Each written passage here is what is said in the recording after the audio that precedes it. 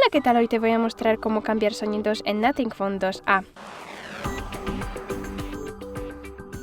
Para hacerlo entramos en ajustes y luego buscamos sonido y vibración. Bajamos y vamos a cambiar, por ejemplo, tono de llamada.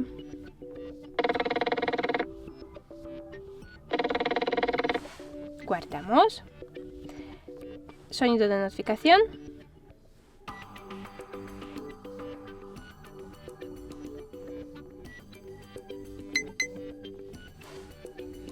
Guardamos.